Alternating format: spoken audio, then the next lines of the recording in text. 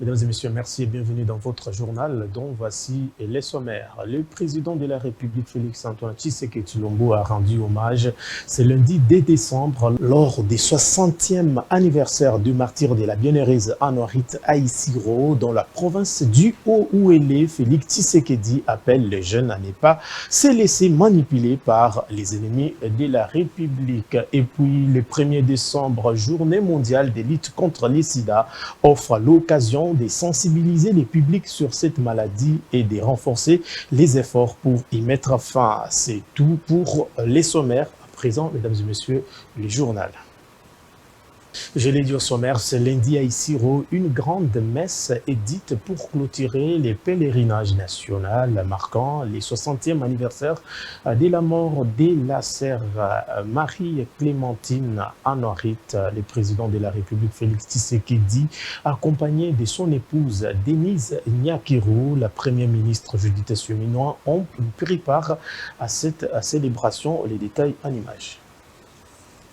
Ce lundi à Issiro, une grande messe est dite pour clôturer les pèlerinages nationaux marquant les 60e anniversaire de la mort de la sœur Marie-Clémentine Anorit Nengapeta. Le président de la République Félix-Antoine Tshisekedi Tshilombo, accompagné de son épouse Denise Nyakiro, la première ministre Judith Suminwa, ont pris part à cette célébration. En 1964, les rebelles Simba occupent Bafambaka, une localité située à 50 km d'Iwamba, et prennent en otage toutes les religieuses dont Anorit.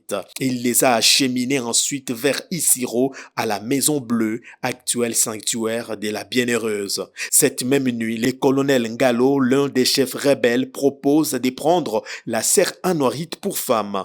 Il demande au colonel Olombe de transmettre sa volonté à Anorit et de la conduire dans sa résidence.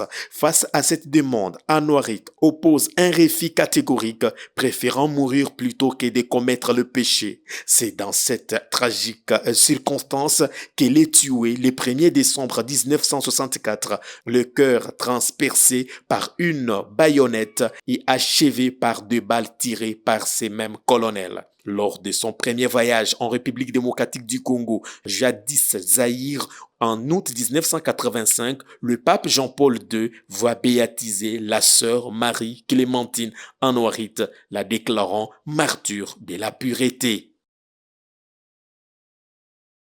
Et puis, prenant la parole lors de la célébration du 60e anniversaire du martyr de la bienheureuse Anorit, ce lundi 2 décembre à Issiro, dans la province du Haut-Ouélé, le président de la République, Félix-Antoine Tshisekedi Tshilombo, appelle les jeunes à ne pas se laisser manipuler par les ennemis de la République.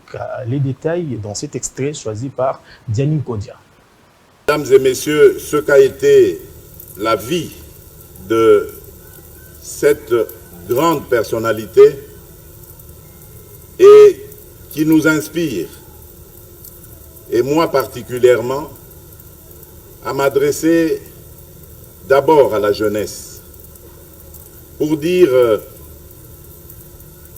que vous êtes l'avenir de ce pays, et en vous inspirant de l'exemple de la vie de la sœur Marie-Clémentine Anorit, vous apprendrez à aimer votre pays, car elle s'est opposée à cette rébellion qui jadis avait martyrisé les populations de cette contrée et avait divisé le pays. Et cela vous amènera à la situation actuelle dans notre pays qui vit encore une fois de plus, malheureusement, 60 ans plus tard, sous la même menace des rébellions, fomentées par des voisins envieux et belliqueux qui visent tout simplement à piller nos richesses et à nous laisser demeurer dans nos souffrances. C'est à vous, jeunes, qu'ils vont essayer de s'adresser pour vous manipuler et vous entraîner dans des violences contre votre pays contre vos propres compatriotes. N'écoutez pas ces chants de sirènes qui visent tout simplement à vous maintenir dans la dépendance, dans le dénuement, dans l'esclavage. Autre chose, accompagnée par la ministre des Droits humains, Chantal Chabou, une cinquantaine des enfants victimes des guerres dans la province du Nord Kivu sont arrivés le dimanche dernier à Kinshasa pour faire un plaidoyer auprès des autorités congolaises. Les détails avec Laetitia Envema.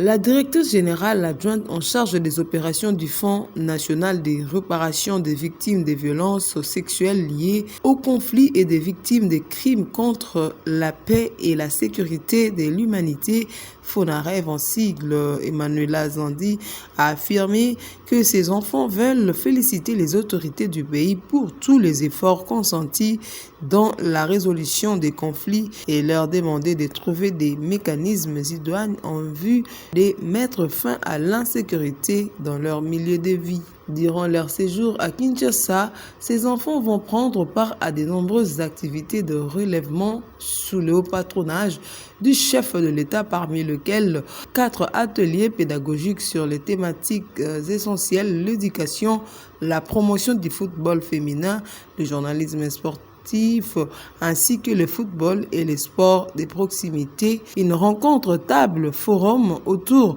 de la professionnalisation du football et du développement des infrastructures est également prévue. Les enfants vont également assister à un match de football pour la paix opposant les variétés clubs de France à la sélection RDC All-Star le 3 décembre à 17h au stade de Martyrs.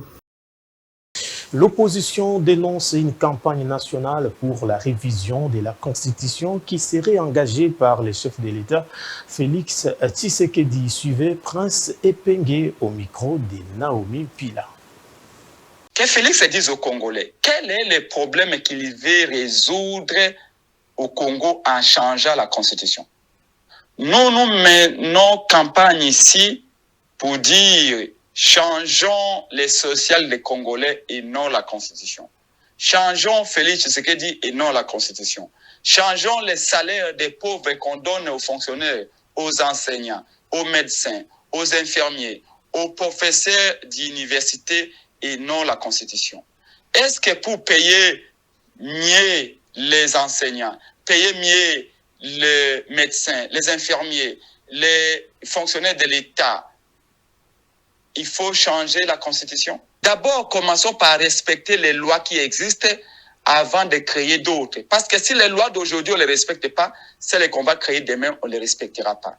Quand il dit qu'il va mettre une commission en 2025, il avait déjà mis une commission en 2023 dans les dos des Congolais en catimini et il a déjà une constitution préfabriquée dans sa poche. Félix est dans la duplicité pour les Congolais. Ne l'écoutez pas. Dans sa nouvelle constitution qu'il a déjà préfabriquée, il a fait en sorte que le président de la République ne soit plus élu par le peuple, mais élu par les députés nationaux au Parlement. Il a même créé un poste de vice-président de la République. Pour le réserver à qui? À son enfant? On ne sait pas. Félix Tshisekedi a fait péter l'article 220 pour lequel les Congolais ont accepté de mourir sous l'ancien régime. Félix Tshisekedi a fait dans sa nouvelle constitution que le gouverneur ne soit plus élu par les députés provinciaux qu'il a envoyé au chômage, mais nommé par lui. Félix a mis les mandats du chef de l'État illimités parce qu'il veut devenir président à vie. Les Congolais ne le laissaient pas faire cela. Quand il parle des étrangers, mais qui a amené Kagame ici? Qui a amené Museveni ici? Qui a des gardes du corps blanc étrangers? Quand il a un pépin de santé, il ne va pas à l'hôpital de Nganajika, ou de Lodja, ou de Bongandanga, il va toujours à l'étranger.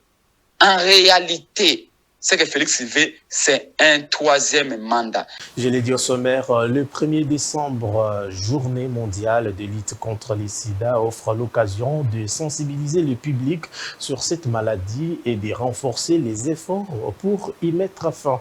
À Kinshasa, une journée sportive dédiée à cette célébration a été organisée par Biconsult pour apporter un soutien aux personnes vivant avec le VIH-Sida et pour rappeler l'importance de la prévention et de la solidarité. Suivez.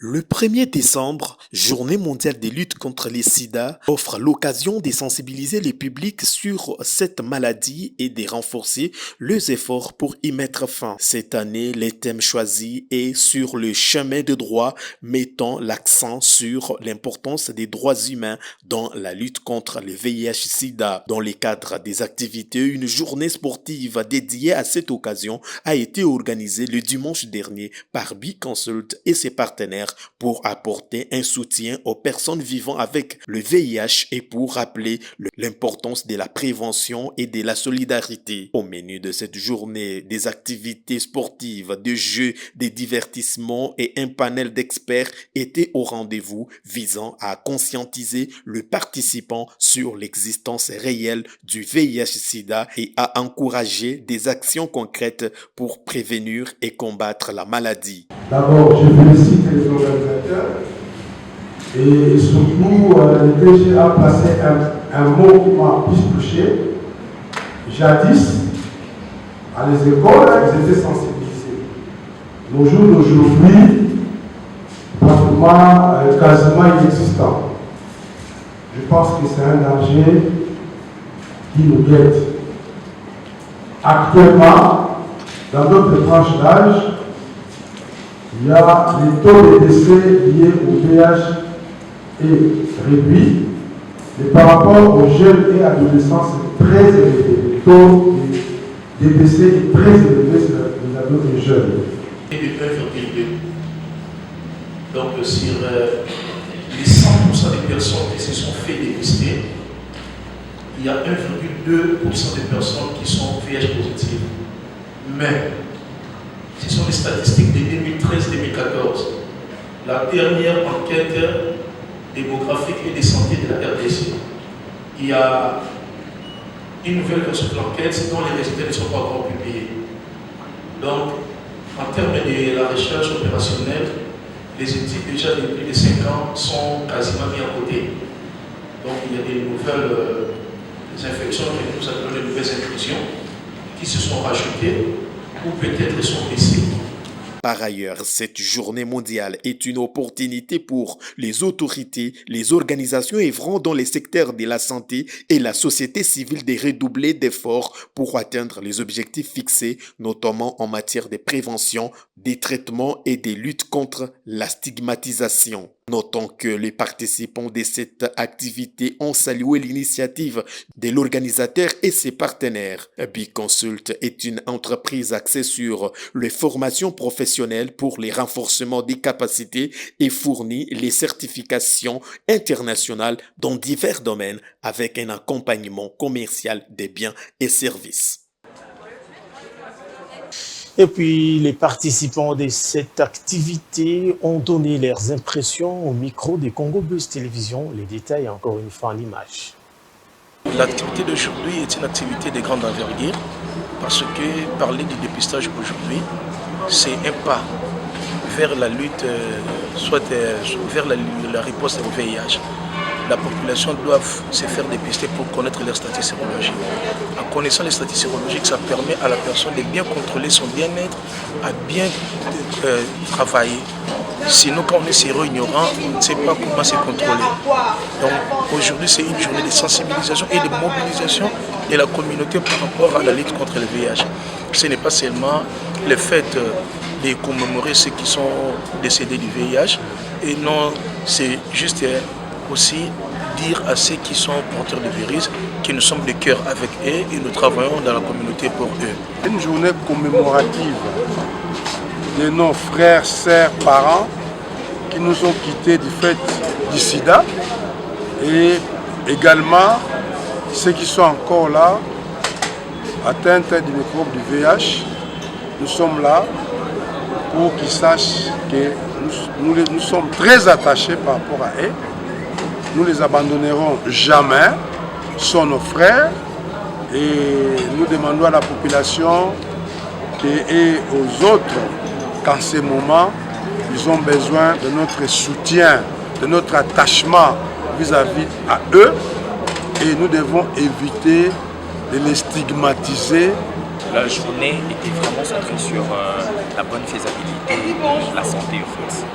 La santé doit normalement s'entretenir. Pour entretenir la santé, il faut avoir un lien aux exercices physiques. Les exercices physiques qui accompagnent, que tu sois séropositif ou séronégatif.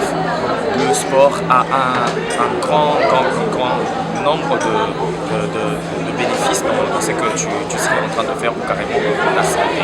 Le 1er décembre, qui est la date, la journée internationale de la lutte contre le VIH-Sida.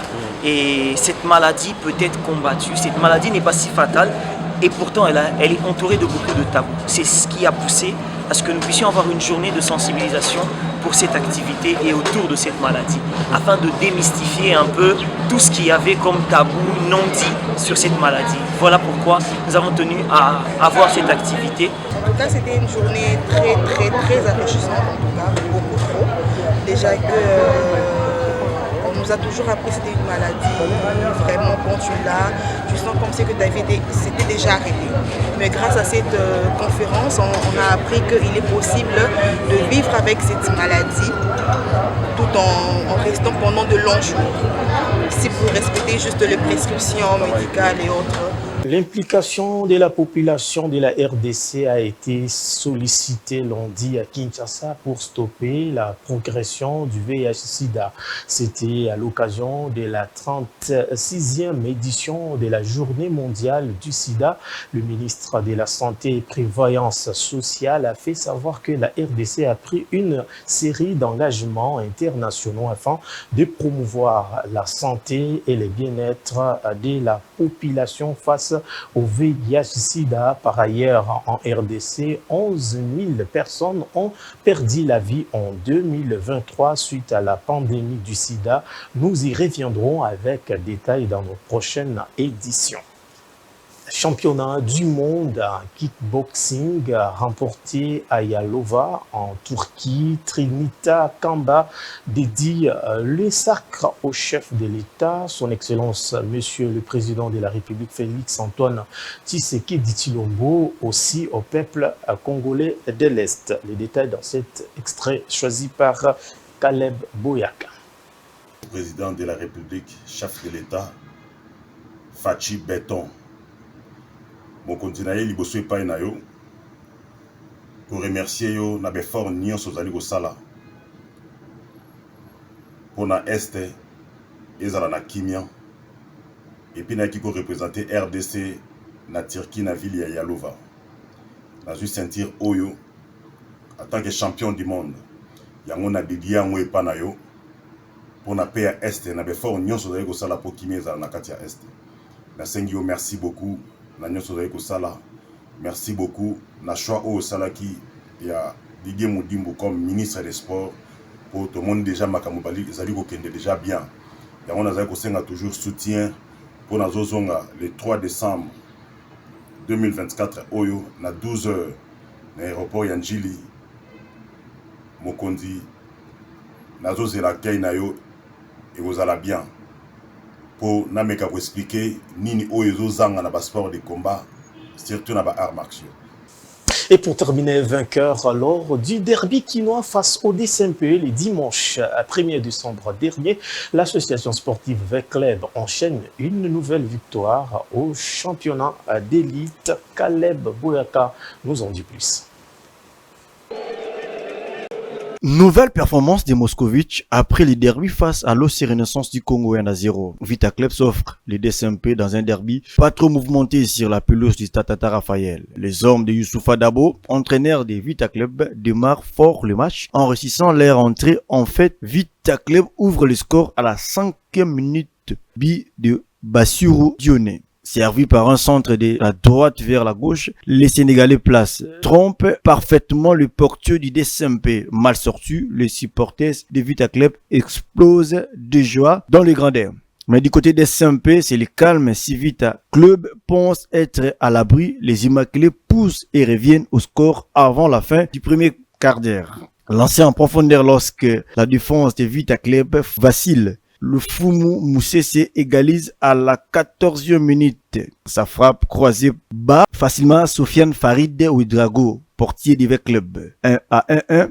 Les deux équipes se tiennent à la culotte jusqu'à la pause en seconde période. La partie démarre comme la première. À la 47e minute de jeu, Vita Club double la mise à Boyomi. Aïna marque son but, permet à son équipe de passer devant au score, mais surtout de souffrir levier. Derby de la capitale congolaise. De son côté, DSMP enchaîne une deuxième défaite d'affilée. C'est après la gifle réussie face aux Aigles du Congo. À cet effet, les deux entraîneurs se sont exprimés à l'éternel de conférence de presse d'après-match.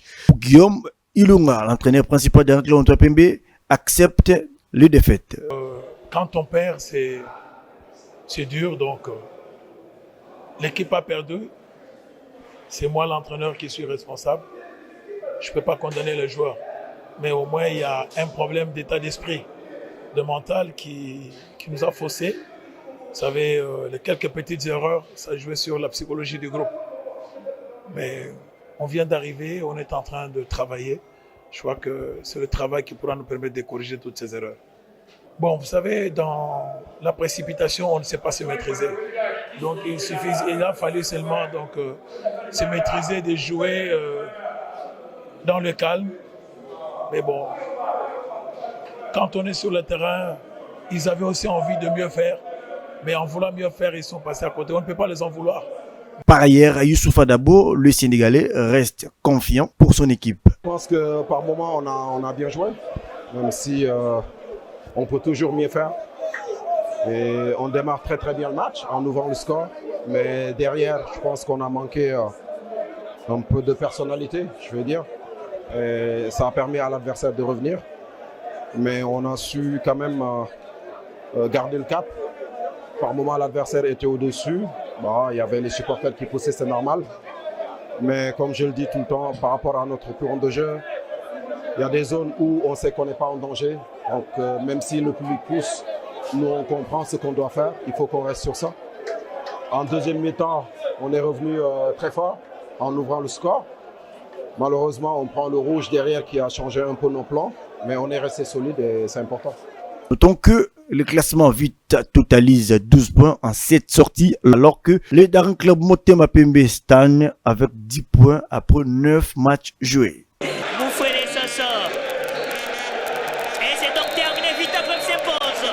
C'est tout pour ce journal, mesdames, messieurs. Merci de l'avoir suivi. Nous vous retrouverons d'ici là. Portez-vous bien. Au revoir.